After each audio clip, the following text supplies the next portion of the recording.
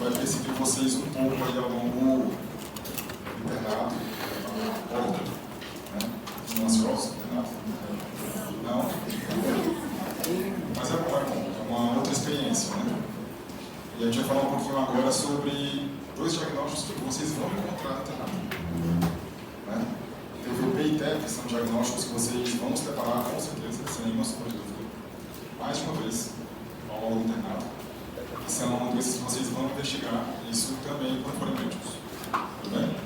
Então, ela tem uma importância para a prova, com certeza, mas para a vida de vocês é uma aula muito importante, então tem que realmente tirar a dúvida de vocês, tá bom?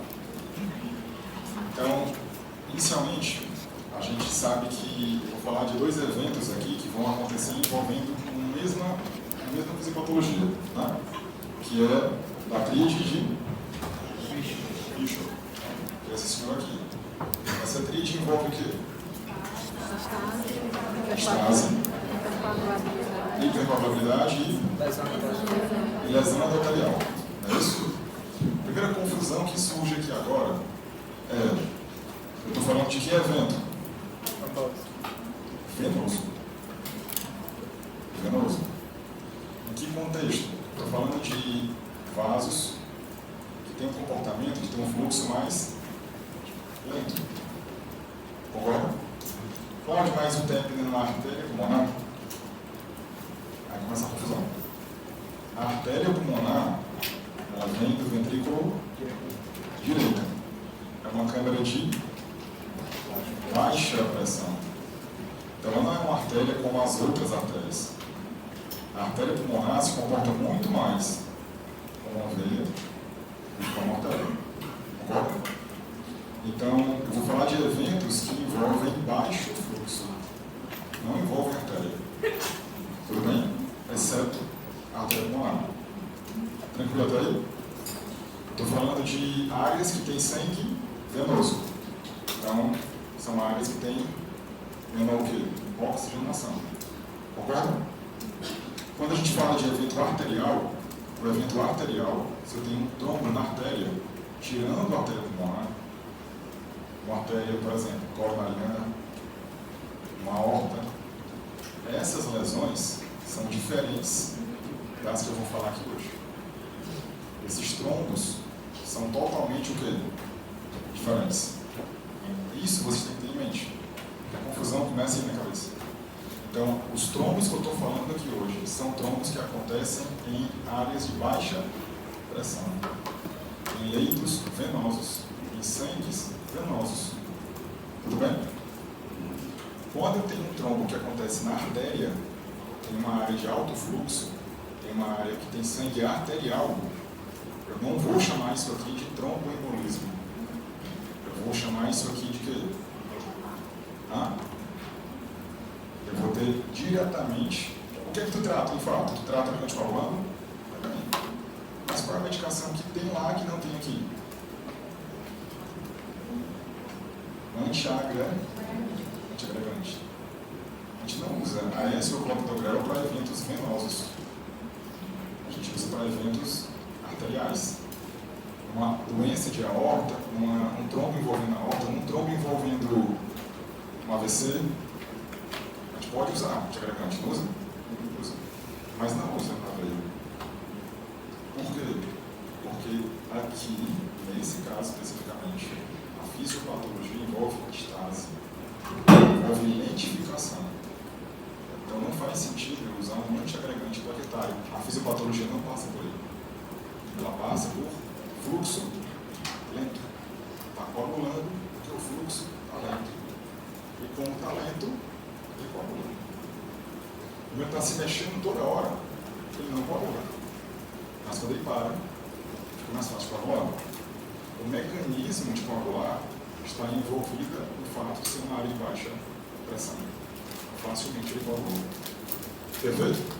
Tudo bem? Então isso já faz a gente tirar da cabeça a história de que uma trombose de coronário. Mas a trombose coronária é uma coisa, trombose venosa é outra, totalmente diferente. Totalmente diferente. Tudo bem até aí? Professor, mas ela usar uma arterial aguda. Pronto. Vou fazer uma arterial aguda. O que é que eu faço? Faz o cateter, né? Para tirar. Não, mas como é que eu posso tratar uma oclusão arterial aguda? Quando é que acontece uma oclusão arterial aguda? Qual é o mecanismo envolvido nisso, geralmente? Vai fiar. E esse FA, usa o que para tratar ela? Anticoagulante. Então, por que eu anticoagulo uma oclusão arterial aguda? Porque o evento envolvido uma oclusão arterial aguda numa artéria, ele é embólico, geralmente. É uma embolia que aconteceu ali. Entendeu? Doenças arteriais, elas surgem inicialmente por uma lesão que acontece devido a uma falha de agregação. Então, defeito na placa, aí eu uso um antiagregante para que eu reduza a trombose naquela placa. Para que eu pare de recrutar plaqueta para aquela placa. Pare de plaqueta lá. Porque senão esse trombo na artéria vai aumentar. Se esse trombo aumentar, essa área pode fechar. Esse é o mecanismo aterotrombótico. Acontece com AVC, acontece com TAOP, não é isso? Acontece com infarto, tudo bem? Isso não acontece na veia. Ele não tem um recrutamento de plaqueta para as lesões na veia. É por isso que eu não uso antiagregante plaquetário em veia. Tudo bem? Ficou claro? Então, a lesão endotelial na artéria começa por plaqueta, mas a lesão na veia não. A lesão na veia é por fluxo lento. Tudo bem? Então, indo adiante. Estase, lesão na parede do vaso. E essa lesão na parede do vaso se deve à trombose? Se deve à plaqueta? Ao evento venoso? Não. Essa lesão na parede do vaso, na veia, não se deve à plaqueta. É por isso que eu não vou usar o quê? Antiagregante. Não faz sentido falar de antiagregante aqui nas veias. Tudo bem? Porque a lesão arterial aqui não envolve ativação de plaqueta. Tudo bem? E hipercoagulabilidade. Exemplos de um estado de hipercoagulabilidade. Gravidez. SAF, ou seja, doenças que já cursam por hipercoagulabilidade. Neoplasia, demais. O que acontece para um paciente começar a ter hipercoagulabilidade? O que aconteceu? Houve um desbalanço. Porque o sangue da gente ele tem tanto fatores pró-coagulantes quanto fatores anticoagulantes. Estamos juntos e ao mesmo tempo no sangue. Eu tenho tanto fator para coagular quanto fator para anticoagular. Se tu mexe nessa balança, tirando um fator anticoagulante ou aumentando um fator pró-coagulante, esse paciente pode o quê? Trombosar. Eu tirei ele do equilíbrio. Estava equilibrado, fatores coagulantes e anticoagulantes no sangue. Aí de repente eu aumentei um fator pró-coagulante. Ou reduzi um fator anticoagulante. Aí esse paciente agora está com a tendência a trombosar. Eu tirei a homeostase da hemostasia. Perfeito? Beleza. A hipercoagulabilidade é isso, né? Então, o coágulo, né, na veia, ele é um coágulo feito de quê? De sangue. Ele é um coágulo, um trombo vermelho. Óbvio, né? Óbvio, capítulo 4 já, essa da formação. Então, quando fala de coágulo, ele separa em coágulo vermelho e coágulo branco. Lembram disso? Coágulo branco é aquele coágulo cujo evento inicial desse coágulo foi ativação plaquetária. Por isso que para ele eu vou usar antiagregante. Por isso que trombo branco é o trombo do infarto. É o paciente com doença aterosclerótica. Perfeito? Enquanto que o trombo aqui na veia é um trombo vermelho. Ele não envolve a ativação de plaqueta. Ele aconteceu porque houve um desbalanço de fatores. Ou o sangue está tão lento nesse lugar que ele parado facilitou a coagulação. Beleza? Ou lesão endotelial. Dá um exemplo de lesão endotelial venosa que poderia fazer esse paciente coagular. Trauma. Trauma. Acesso central. Não posso não passar um acesso central e fazer uma trombose no acesso central? Posso. Então, as lesões associadas a trauma são as principais. Perfeito?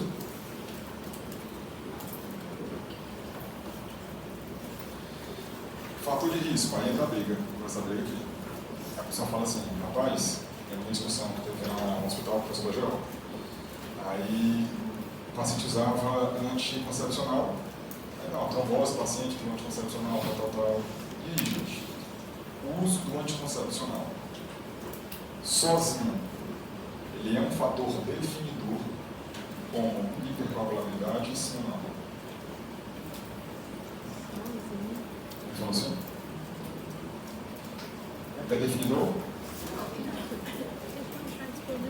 Tem pacientes que têm trombolismo venoso, trombolismo pulmonar. Quando você diz que é definidor, não é? Amanda? Lina. Quando alguém fala que é definidor, é porque assim, o problema do trombolismo venoso é a investigação disso.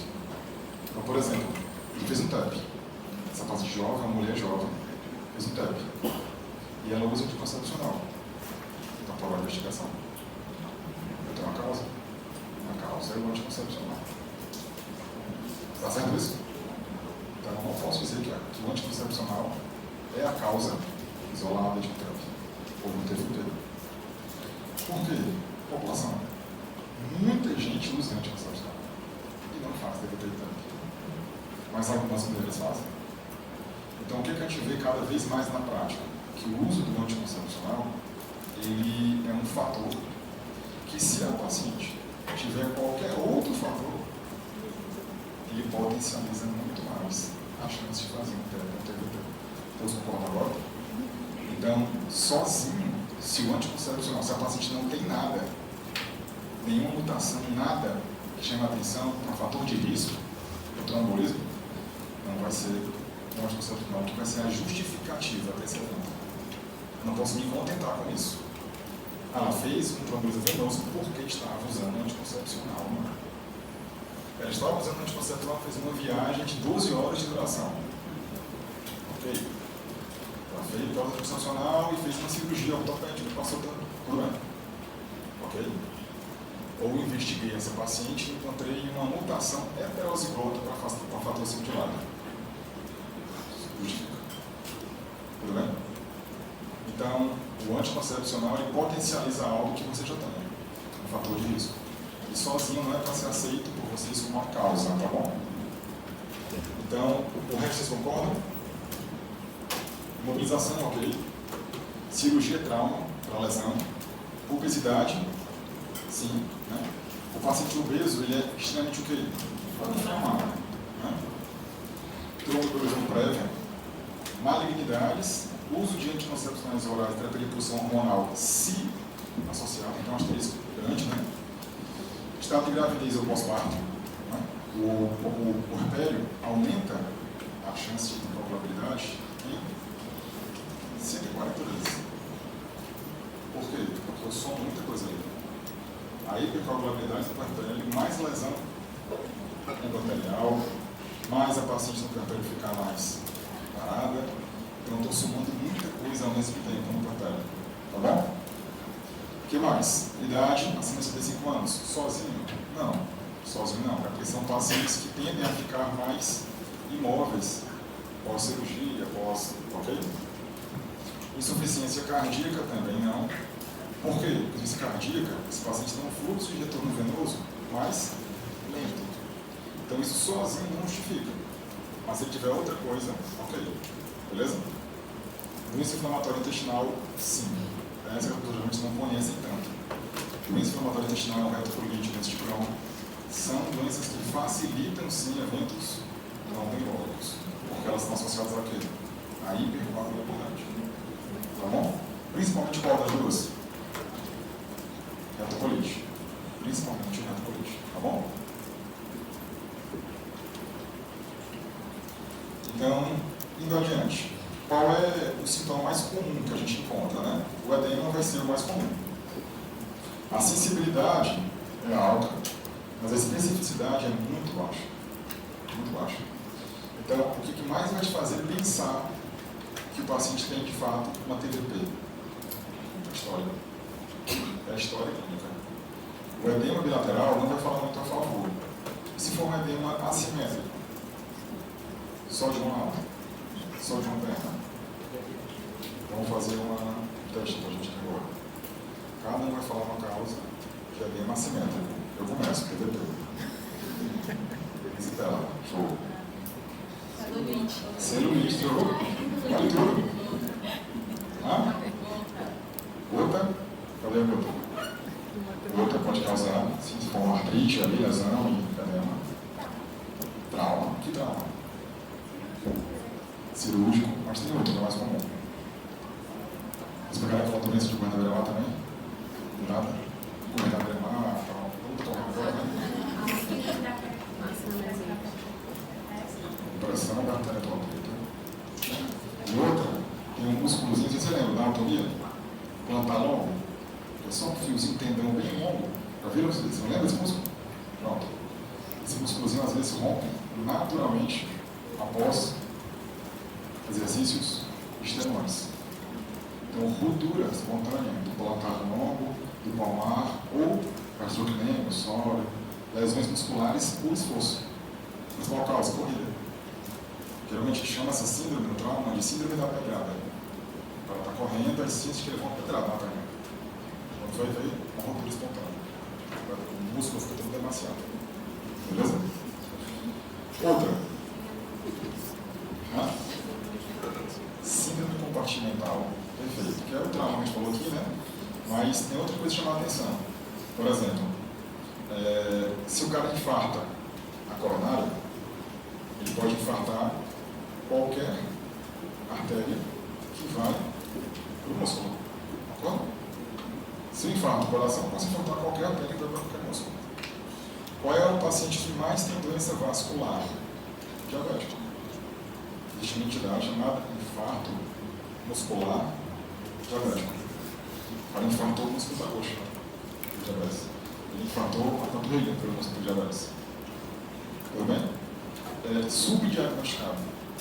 Mas quem vê muito isso, vou contar para vocês, é a cirurgia vascular. Quem vê muito isso em dobra, colocando horizontalmente o paciente. Quando vai ver a paciente com nascimento, ela faz dupla, não acha nada. Ela como foi que você sentiu isso? Vai ver, a paciente é insulina dependente, não faz direitinho a dieta, tal, ela pede uma ressonância. Quando vai ver, tem sinal no músculo. Beleza? Isso é um fato. Secundário é um quadro diabético. Beleza? É subdiagnosticado. Mas não vai aparecer no hospital. Esse quadro geralmente não é agudo. Geralmente é algo a nível ambulatorial. Beleza? Conhecem esse sinal? Qual é o nome dele? Está de Romas, né? Ele é um sinal que fala mais a favor de quê? De quadros mais agudos. Por quê? Porque quanto mais agudo for a TVP, mais edema ela vai ter. Mais dor ela vai estar associada. Então, às vezes, você faz um Doppler, você vê um trombo lá na veia, mas pode ser crônico. Pode ser proteção há muito tempo. Uma coisa que te ajuda a achar que não é algo agudo, além do padrão do trombo, é não ter dor. Então, foi achado que acidental. Tudo bem? E aí nós temos quem? A nossa publicação que nos trouxe até aqui hoje, né? Que é a publicação do Philip Wells, New England. Depois de 2001, que é a aplicação dele sobre critérios de Wells para TVP. Ele é um hematologista. Trabalhava na UTI. Então, ele pensou, porque ele via muito paciente com assimetria de membros, e a história desses pacientes se repetia. Aí, qual foi a genialidade dele?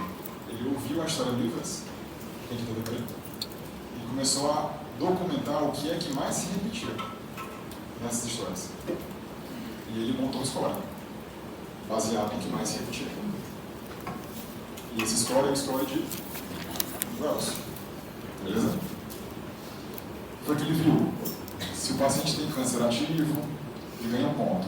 O que é que no TVP, como a gente pode ver, eu não tenho grandes diferenças entre os fatores de risco. Tudo bem? Quando a gente falar de TEP, a gente vai ver que não. No TEP, coisas diferentes pontuam mais. Quem fez o estudo para TEP foi o mesmo Wells. Ele viu que achou isso aqui na TVP, aí 3 anos depois ele lançou o mesmo estudo para TEP. São escolas diferentes, tá bom? A pontuação é um pouco diferente. Os fatores de risco, bem semelhantes, são assimetria de membros, edema compressivo, presença de vias colaterais, se já tinha PVP prévio antes, beleza? Tudo bem? O que aqui tira a pontuação? Tem um diagnóstico alternativo mais provável, que não é PVP. Por isso que a gente perguntou essas coisas para vocês. Porque se eu tenho celulite no membro que explica o edema assimétrico, também tem 2 pontos. Beleza? Tudo bem? Se eu somar as critérios, eu vou dividir o paciente em alguns critérios, né? Baixa, intermediária ou alta probabilidade para TVP. Se o paciente tem baixa probabilidade, é porque tu acha que é TVP ou não. Se a probabilidade é baixa, tu acha que não tem. Concorda? E se ele tiver? Tu mandou para casa. E ele fez um teste. Faleceu. Você está falando de uma doença grave, né? Então, se eu acho que é baixo, para garantir, eu vou pedir para ele que vai vir positivo se ele espirrar. Então, a chance desse dedímero vir alterado é grande. Qual a ideia disso? Cara, se veio normal, é porque realmente o cara não tem nada. Quando eu som Wells baixo, com dedímero normal, a probabilidade desse cara ter TVP é praticamente nula. Continua. Perfeito? Intermediário ou alto, você vai ter que investigar. Tudo bem? Pode, mas não vou investigar todo mundo. Não, todo mundo tem ultrassom hoje em dia, graças a Deus, né? Mas, às vezes, Arapiaba, na ultrassom interior, você está lá, chegou a suspeita de TVP. O Wells do paciente é baixo. Dedímero em qualquer buraco. Mediu o dedímero, deu alto. Isso justifica a transferência para Fortaleza ou não? Justifica. Não consegue fazer. Beleza? Então, recomendação. Se o nível de dedímero estiver alto, pacientes com probabilidade baixa, com dedímero positivo, ultrassom. Tranquilo? Fazer dupla.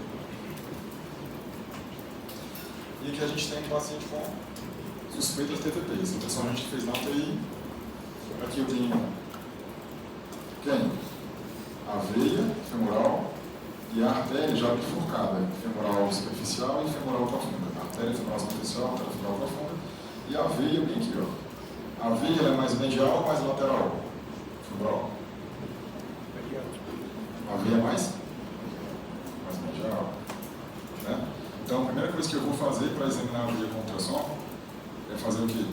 Digo para o paciente, abrir a perna. Porque se ele ficar assim, a veia vai ficar colada na virilha dele.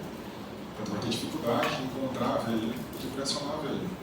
Então, eu peço para ele fazer uma rotação externa. Abrir a perna, rotação externa. Vou falar para vocês. Porque a avaliação de TVP é control care. Então, a primeira avaliação, se eu tenho ultrassom disponível nessa unidade, é feita por você.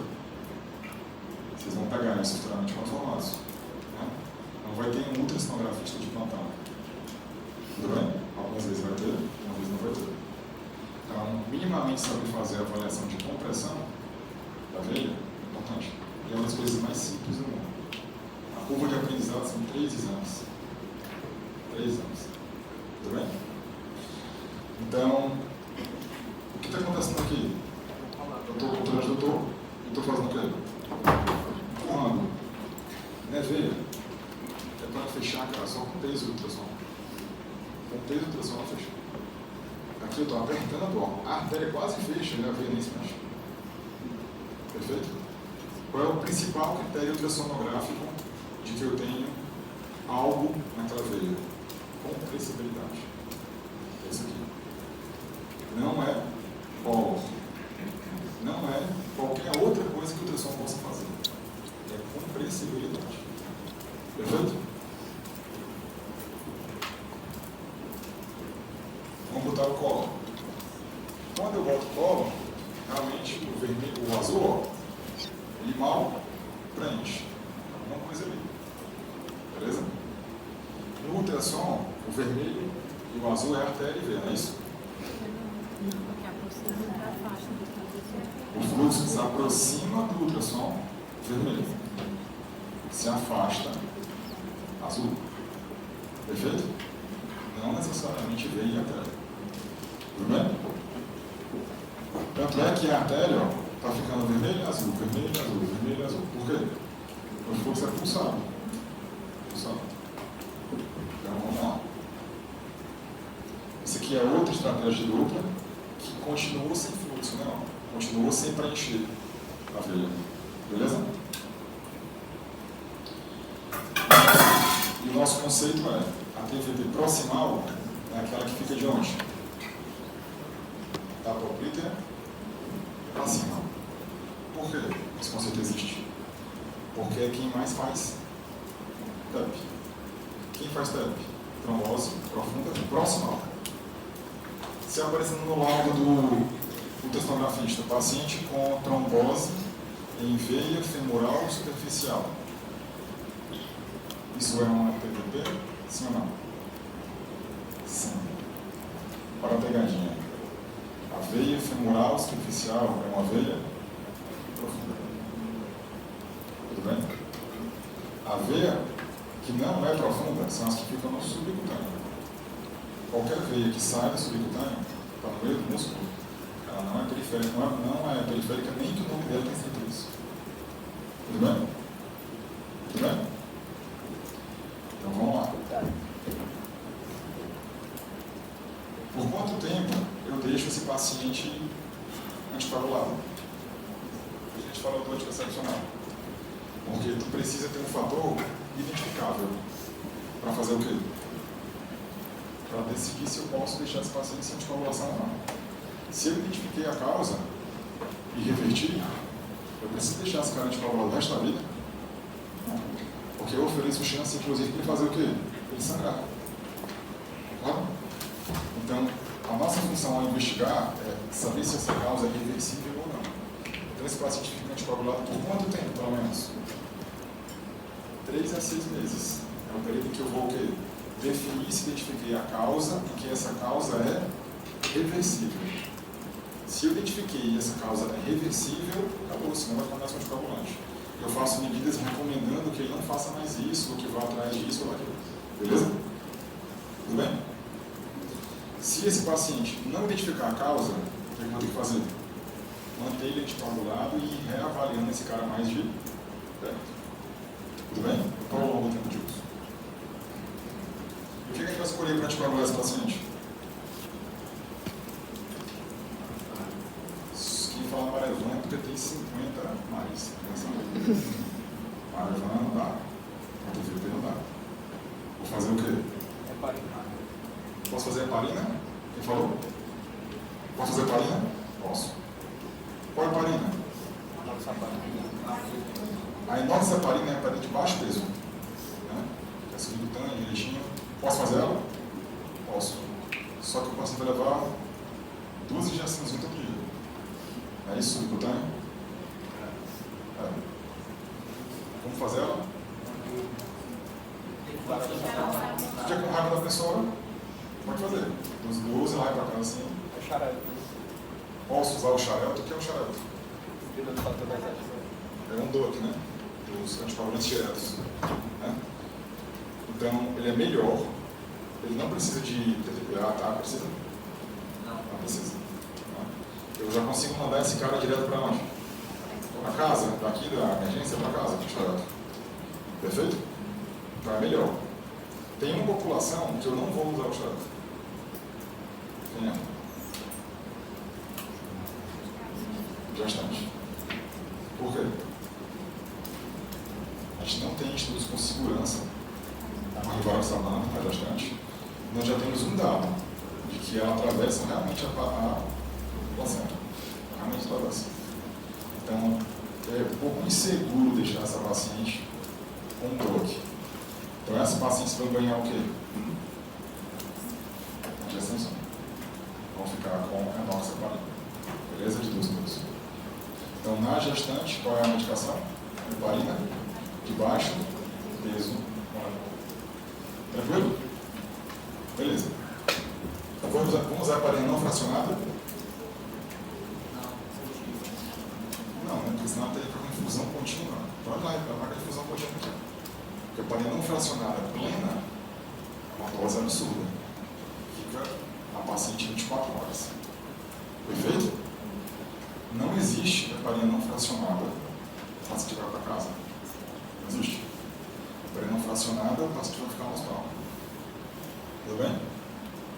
Para mandar para casa, ou é baixo peso, ou é um DOAC. Perfeito? Todo mundo entendeu isso, gente?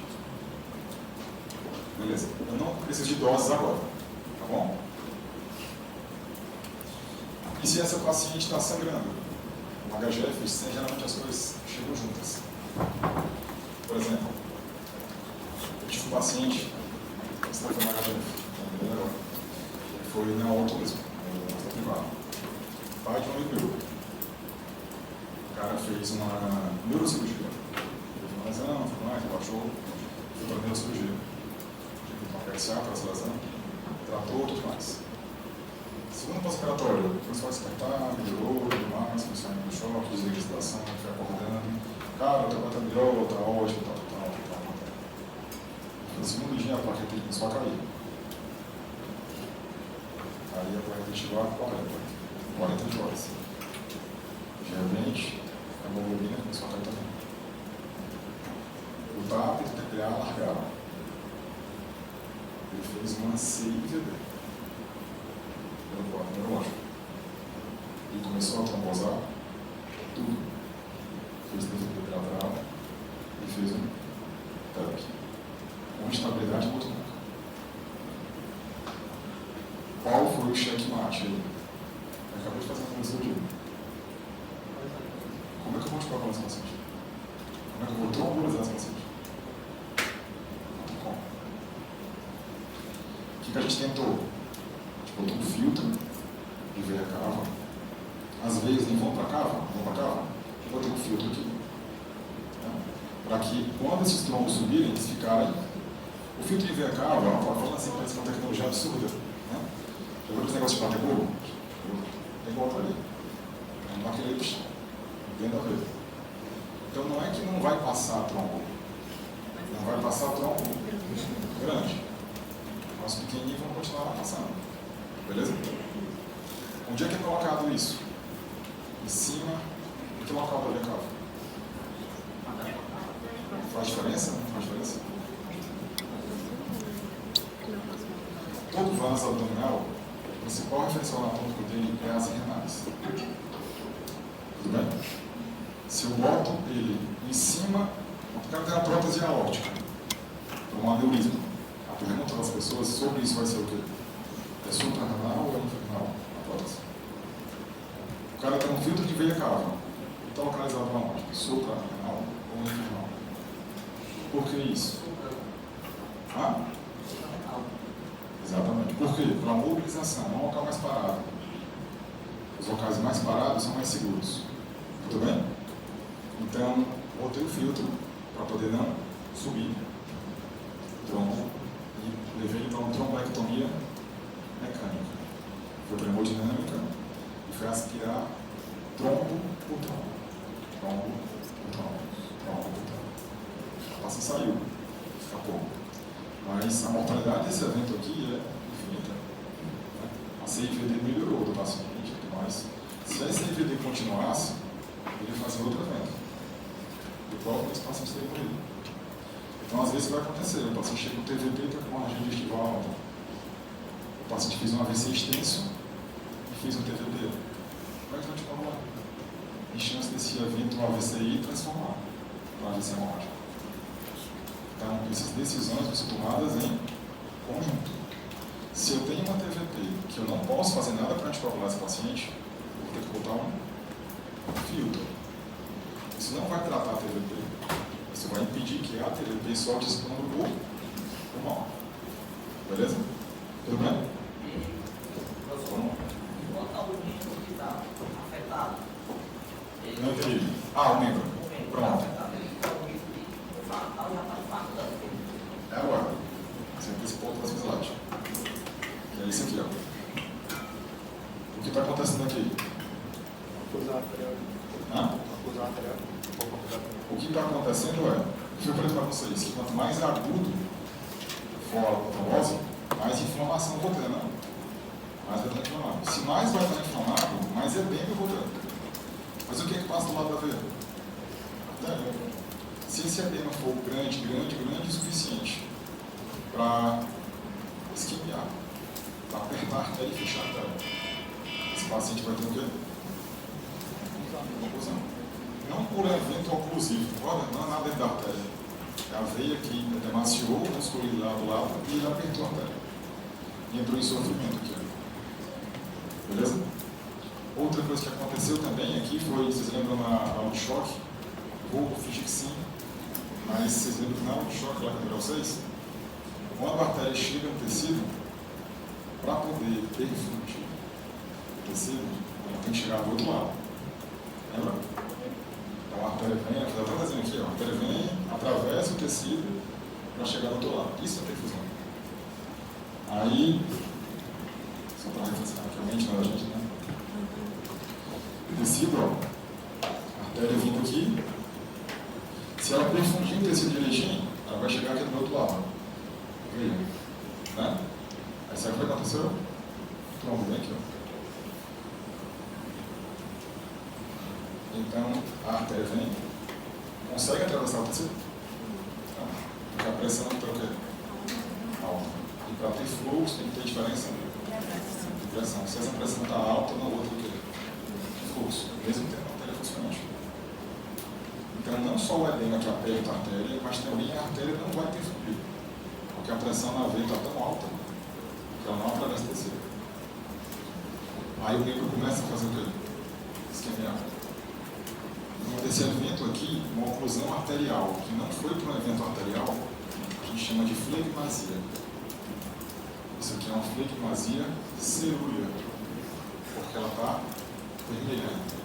Mas se ela ficar pálida ou cinza, eu vou ter uma flegmasia cerúlea dólares. Beleza? E a albícola se ela continuar, porque ela vai mudando de cor. Beleza? Aí beleza. Quem é o paciente que vai ficar para internar? Qualquer TVP eu posso mandar embora? Não. Quem não vai embora?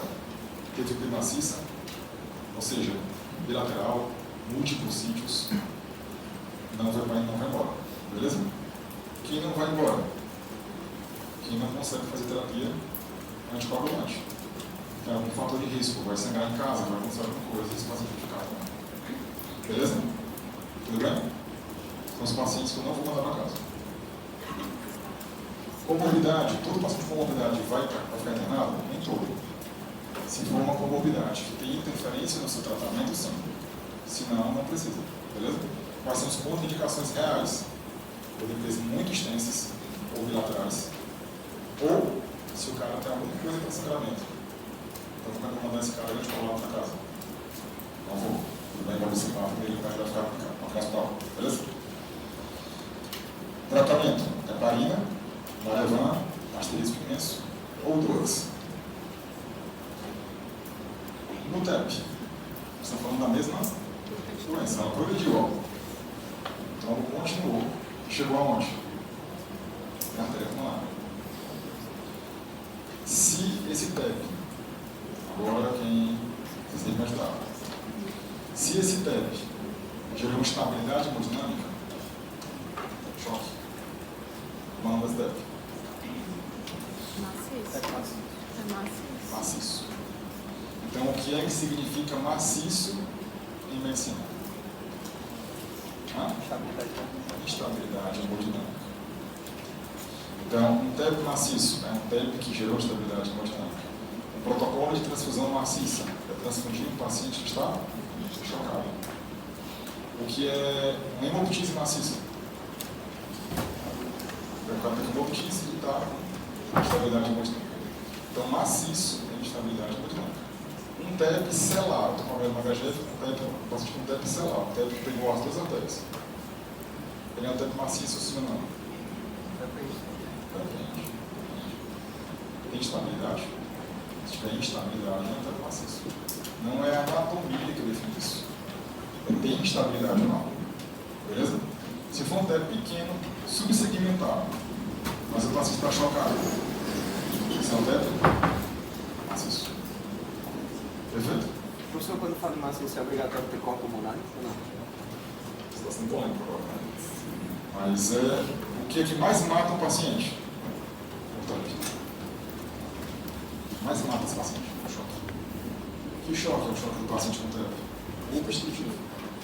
Então, o que mais mata o paciente com TEP? Você está falando de quê? Quando eu falo isso mais mata o paciente com prognóstico. O que mais vai contribuir para a morte do paciente do TEP é choque. Qual é a segunda coisa logo abaixo do choque? Corpo pulmonar. E como é que eu posso achar corpo pulmonar agora? Como é que eu posso achar isso? Como é que eu vejo isso? Tu vai precisar de um ecocardiograma para um paciente que tenha TEP. Por quê? Porque eu preciso avaliar se tem ou não corpo pulmonar. O que é corpo pulmonar?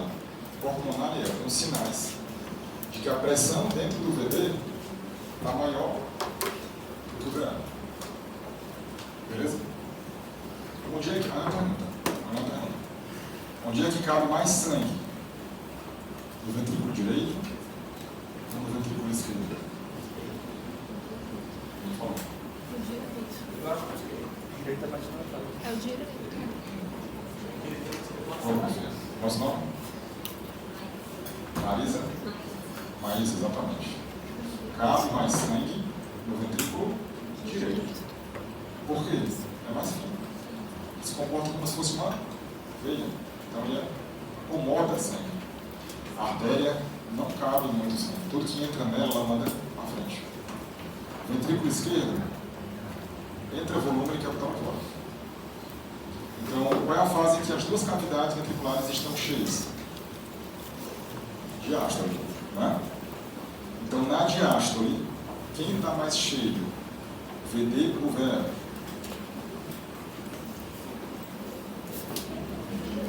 VD. Na diástole, o VD enche mais do que o VE. Então, olha a minha pergunta. É normal a câmera direita empurrar a câmera esquerda? A tua pergunta tem que ser o quê? Quando? Porque na diástole, isso pode acontecer. Se o cara estiver mais cheio na diástole, isso pode acontecer. Eu já peguei de meninos e mentirosos com ultrassom na mão. Dizendo, esse aqui é um TEP, o VD está empurrando a velha. E o filho não. Porque isso que está acontecendo na diástole. Na diástole isso pode acontecer.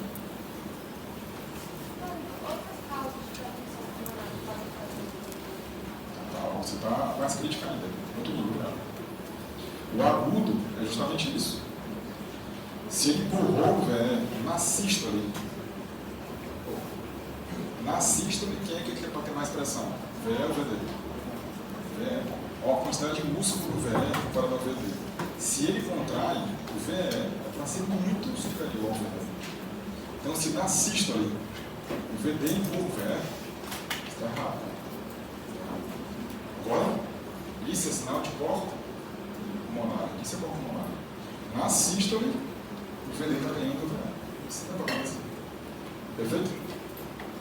Só que existem causas crônicas de aumento da câmara direita. Um exemplo, DPOC, paciente que tem hipertensão crônica, DPOC, fibrose pulmonar. Por que ele tem hipertensão pulmonar? Porque o parênquima está obstruído.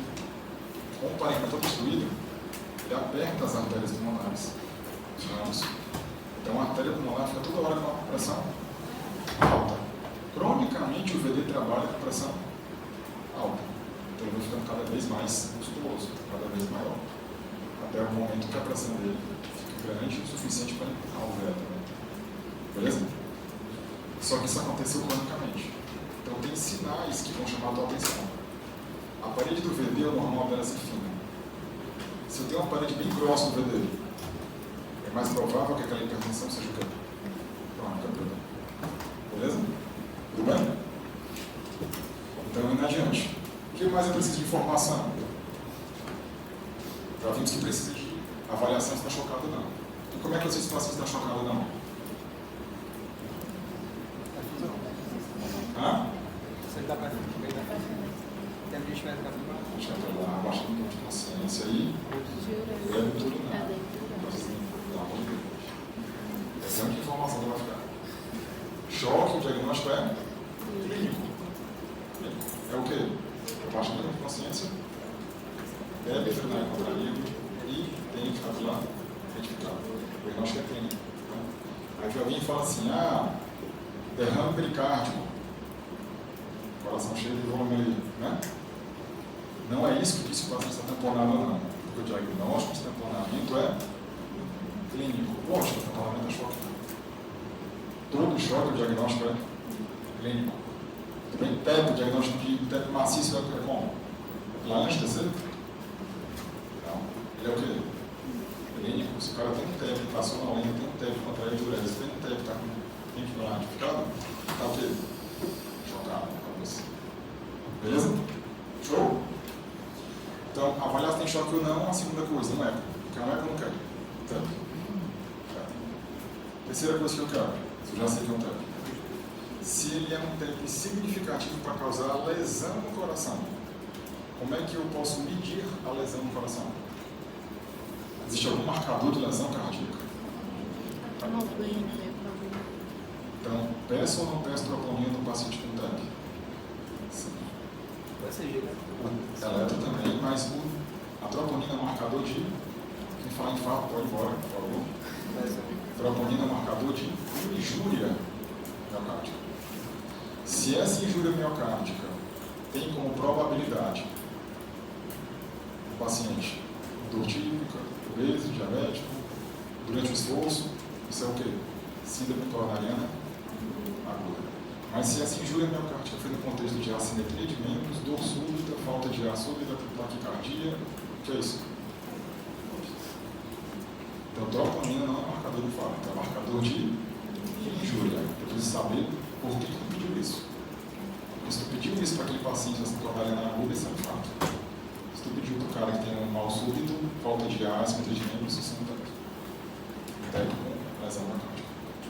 Beleza? Tudo bem? O que mais que eu preciso? Você acertou ali também. Mas tem um score chamado PESI. Eu não preciso decorar ele, tá bom? Eu só quero que vocês saibam que esse score é de comorbidades. Trabalha com comorbidades é difícil. O PESI vai de 1 até 5. Para que é o PESI? O PESI não é para diagnosticar TEP. Nada que eu estou falando aqui, o eco vai pedir para diagnosticar TEP? Não necessariamente. Troponina para diagnosticar TEP? Eu estou avaliando o quê? Gravidade do TEP. Para diagnosticar TEP, eu preciso de uma anjo terceira. Beleza?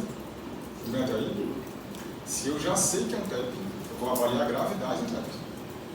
Se está chocado ou não, um eco, troponina e calcular o peso. Porque se for de 3, 4 ou 5 o peso do paciente, ele é alto risco. Pelo peso. Beleza? Tudo bem até aí? Tudo bem mesmo? Então pronto. Ela acabou, são algumas coisas mais agora. Sintomas. A gente sabe. Todo TEP causa dor pleurítica, não é verdade? Para eu ter dor pleurítica, esse TEP tem que ser o quê? Segmentado. Ele tem que estar infartando quem? A pleura. Se ele for um TEP celular, lá no meio, pega longe da pleura, meu filho. Esse TEP não vai ter dor o quê? Ventilatório dependente. Beleza? Então, a localização do infarto determina os sintomas também. Tranquilo? Qual é o sintoma mais típico mesmo de fato? Como é o padrão típico da espinéia do TEP? Súbita. O paciente na hora também, que foi no TEP, e o sintoma dele foi uma síncope. Ele tinha acabado de sair do avião, deu 2 passos no aeroporto, saiu do aeroporto e puf, sincopou. Deu o quê? Aí, métodos complementares. Daqui a gente vai usar o quê? Obrigatoriamente. Tudo, claro, fazer tudo.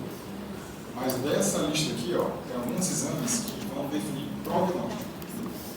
Que exames vão definir prognóstico aí? Troponina, PES, calcular e o eco. Esses 3 exames vão definir o quê? Prognóstico. Qual é o quarto que eu somo aqui? Exame, para saber se o paciente está chocado ou não. Beleza? E aí? Felicidade de todos, né, Eletro? Claro. O que nós temos aí? Um S1, Q3, T3. O mais comum do TED, não é isso? Qual é o mais comum do TED? A cardíaca. Carlos Moto não me ajuda, né? Fazendo isso errado. Então, S1, Q3, T3. O que é o S1, Q3, T3? A gente vai dar um S isso aí na D1. A onda aqui na variação 3, né? S1, Q3. Isso. E a onda D entrada também. D3 também, ó. D3. É o D3. Então, olho no D1 e no D3. Beleza? No D1 eu quero o quê? Olha lá que onda. S. E no D3 eu quero o que ondas? O quê? D3. Beleza? Nada mais é do que um pulmonar. Eu estou vendo o desvio de eixo para a direita. Eu estou vendo o coração desviado à direita. Só isso. Só que o mais comum é o quê? Taquicardia. Beleza? Quando eu comecei minha residência de clínica médica, eu sempre fui um pouco pé frio, sabe? Eu comecei a residência. Quando eu comecei a residência, para a HGF, clínica fiz na HGF. Aí recebi, cheguei no primeiro dia, aí a coordenadora na época falou assim, Cláudio, não fizeram a escola TRR ainda, como a gente já se conhece, eu te conheço, eles pediam um favor. Podia ficar hoje de Natal? O TRR como presidente? Primeiro dia o coordenador te pedindo, fazer o quê? Volta não, hein? Eu fiquei de Natal. 4 horas da manhã, a gente passou a noite acordado, eu e o colega lá. Quando foi 4 horas da manhã, um acompanhante passou, até que a gente ficava tudo louco. Na hora de naquela acompanhante, ele não é bastante. A acompanhante ali do leito tal, tá tão estranha. Eu cheguei lá, botei o oxímetro, eu acho que já exausto, né? A vida já tinha pedido que ia ser difícil. Botei lá o oxímetro, saturando, 84%. Frequência 130. Falta pra mim. Quantos metros tem que fazer aqui? 3. É este, né? Esse fica 3 e 3. Meu patrão, eu fui abordar o staff. Fica um paciente ali, tal. Assim que 3 tem 3 na letra, aí pode brincar bem comigo. Vou fazer o que quiser paciente. Ela tá nem internada. Desceram lá para a sala de parada, 4 horas da manhã, para internar ela na sala de parada. Aí na época, né, a gente estava Marevan, Heparina, aí beleza. No começo, tanto que eu passava para a enfermaria, doutor, o senhor me salvou. O senhor me comigo, né? O senhor me salvou. Essa mulher demorou tanto para ajudar a CML, que depois de 15 dias ela era para deixar de eu morrer. Eu estou aqui a 16 dias. Beleza. O PES está aqui, ó. Todos os critérios do PES, né? Que é basicamente o que? Exame físico e fator de risco. Não é para decorar, isso aqui é calculadora, a gente consulta na hora. Beleza? Achados no eco de que esse paciente tem sobrecarga de câmera direita. Que é essa aqui. A câmera direita empurrando a câmera esquerda. Isso aqui vai ser sugestivo de TEP se acontecer na sistema. Perfeito. Então vamos cair nessa pegadinha, né? Se o choque é obstrutivo, como é que é para estar a pré-carga? O coração não está com trombo. Então o ato vai estar dilatado, a cava vai estar dilatada, o sangue não consegue infiltrar o sangue. Perfeito? Às vezes tu vê isso aqui, ó.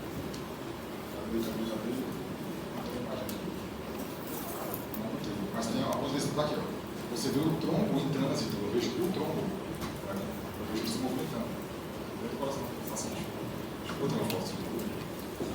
Então vamos lá. Olha o que está acontecendo aí. Isso aqui é átrio esquerdo, ventrículo esquerdo, aorta. Isso aqui é o VD. O VD está empurrando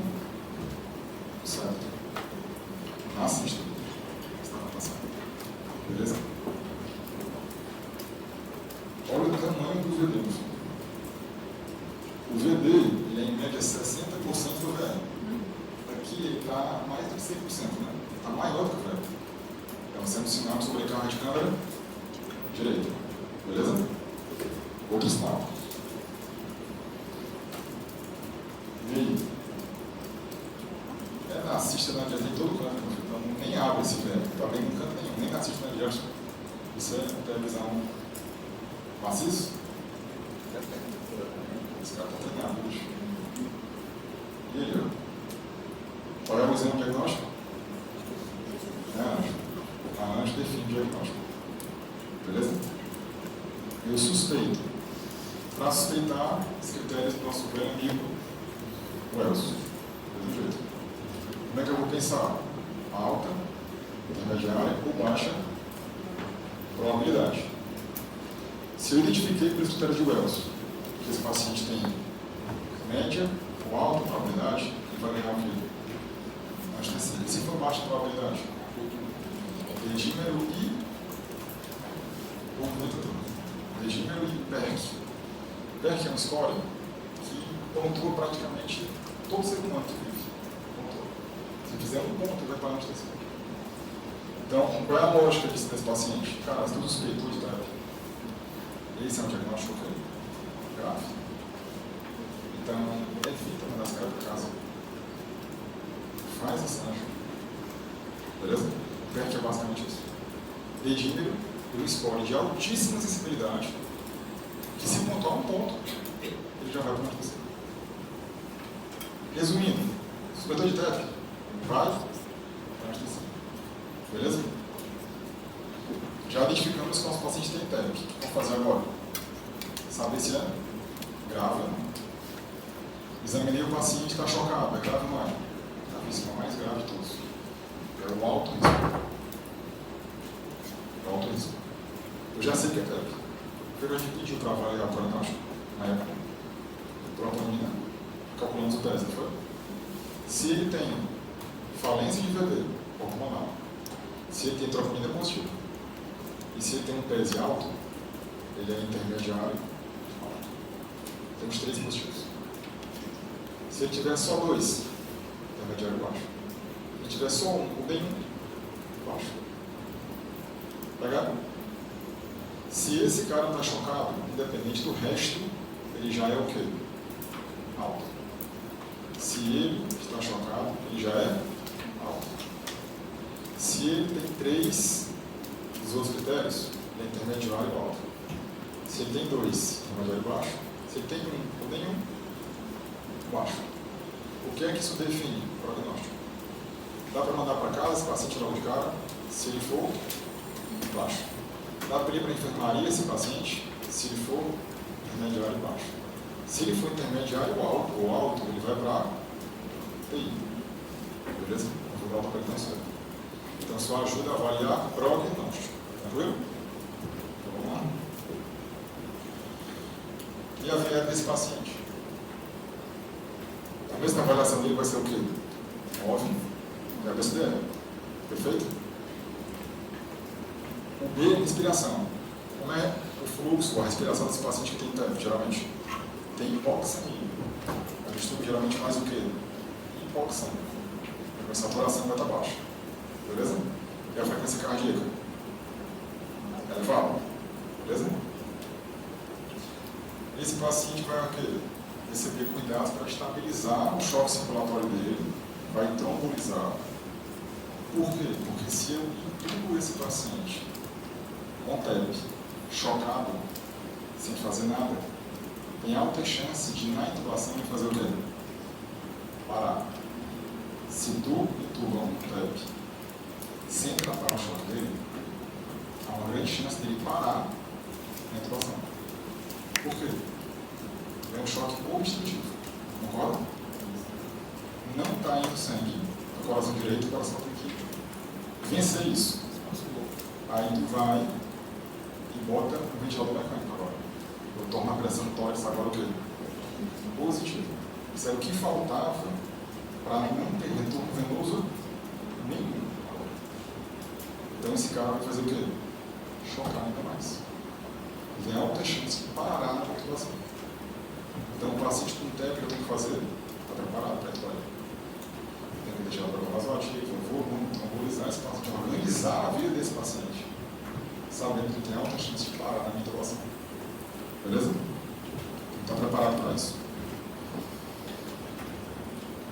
aqui a escala que eu falei para vocês. É uma escala muito importante. É uma escala muito importante. É uma escala muito importante. Tá bom? O resto, gente, esse é o último slide daqui, me diga uma causa de parada. Sistolia, PV sem pulso, qual é as causas? H e T, né?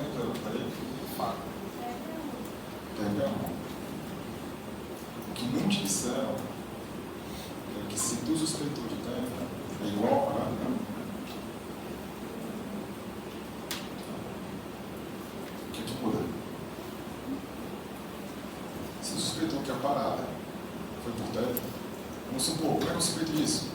Essa animação, conduzir, o ritmo da sistolia, conduzir. Veio para o outro lado dela, o que você me tinha? Uma bola aqui? Uma bola aqui com TVP imensa, maciça, bilateral, e do nada tem a falta de ar antes de parar. O que é isso? O que você tem que fazer? O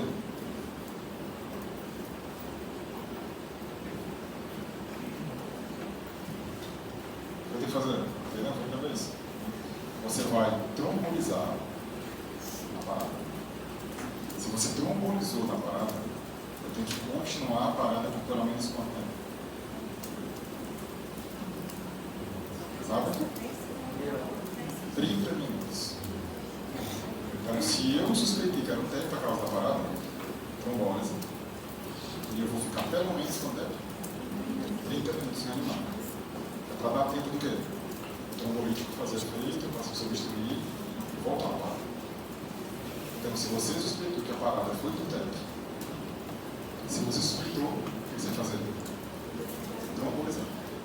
E a reanimação do paciente vai durar 30 minutos. Então, vamos buscar o quê? O cardiógrafo.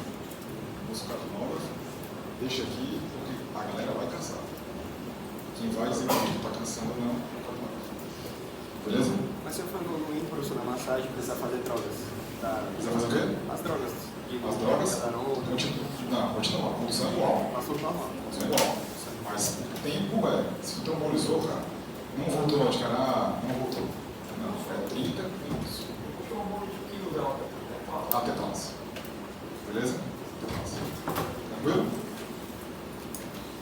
E finalizamos, pessoal. Acho que não tem mais nada aqui. Se tiver, se não precisa não. Também não precisa. Também não precisa. Tá parado, foi você lá. Tempo. 30 minutos. E só. Isso aqui. Isso aqui é só uma coisa interessante, ó. Ela tá querendo discussão nenhuma.